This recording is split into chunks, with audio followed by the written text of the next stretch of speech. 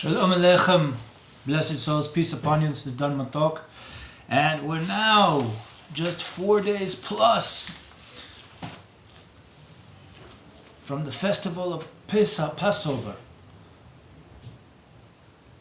Zman Cheroseno, the time of our freedom, because we define freedom in the nation of Israel of breaking out of our limitations and barriers, some imposed by our environment of this exile condition we've been living in for almost 2,000 years, and some we impose upon ourselves because of the wrong choices we make.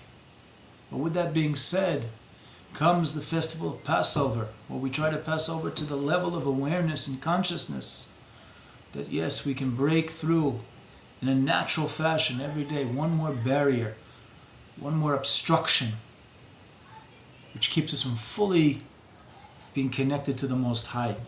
And for those that are interested, the International Community of Israel will be reading on the first day of Pesach, Passover, in all lands outside of the land of Israel, the land of meditation, flowing with milk and honey, not just physical milk and honey, but spiritual levels of delight and wisdom.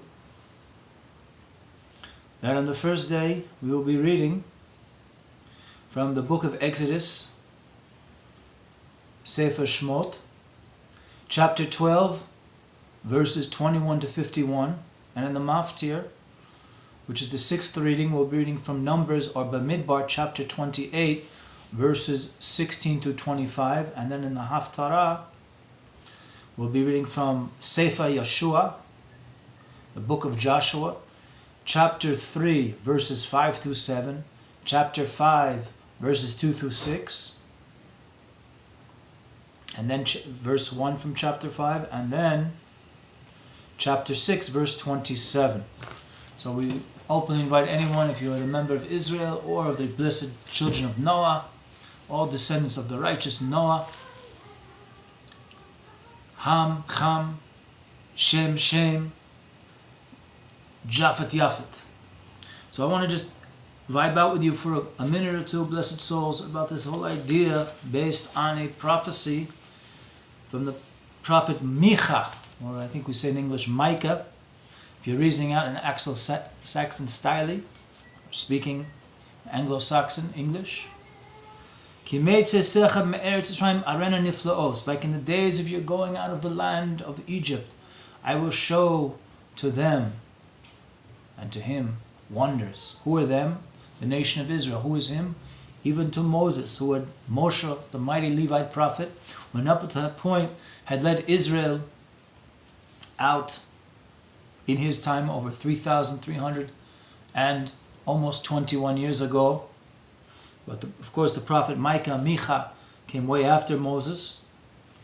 And the implication is that the going out of Egypt, like the days of your going out, is only afterwards that we see that there's written the idea of showing them, the nation of Israel, or even the mighty prophet like Moses, wonders. It wasn't written in the prophecy of Micah, that I will show him wonders or them wonders like the days of your going out. It's understood that there's a certain importance that we recall those days of us going out of Egypt, those initial days with the birth of our nation, soul revelation, for human soul contemplation, when we went out of Egypt over 3,000 years ago. Therefore, we want to mention that the days of going out of Egypt are still considered an essential component connected to the future redemption, not only of Israel, Bnei Yisrael, children of Israel, Ken Yabo Shlita, but also for the Bnei Noach, the children of Noah, Ken Yabo Shlita. That is to say, that when there will be, in those days of going out, as we move day by day, step by step, minute by minute, hour by hour, year by year, into that universal redemption process, we're also going to see wonders. And yet those wonders will go back to the original wonders that we experienced as a nation. All nations were aware of at that time. Even though there wasn't CNN, there weren't web cameras, there wasn't YouTube. But the nations were aware of it, blessed souls. at that time.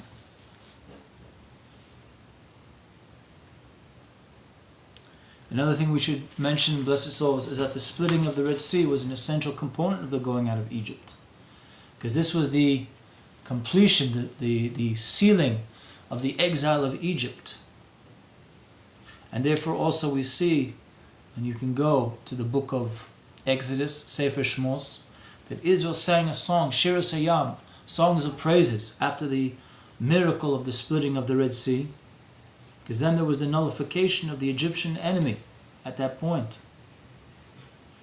In fact, Israel, it says in the verse, in chapter 14, verse 30, Israel saw the dead of Egypt upon the shores of the sea, the banks of the sea.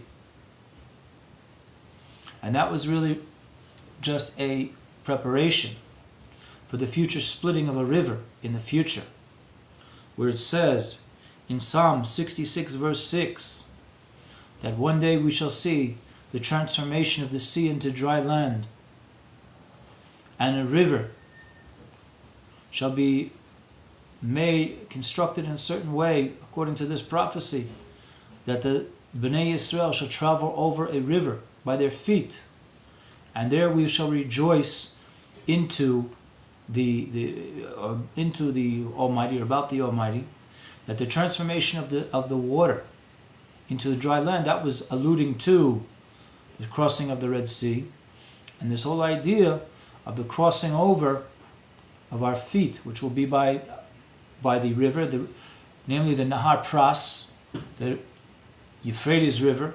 This is referring to their future redemption. And the good news is, blessed souls, we don't have to see dead upon those shores as we did in that time of Egypt.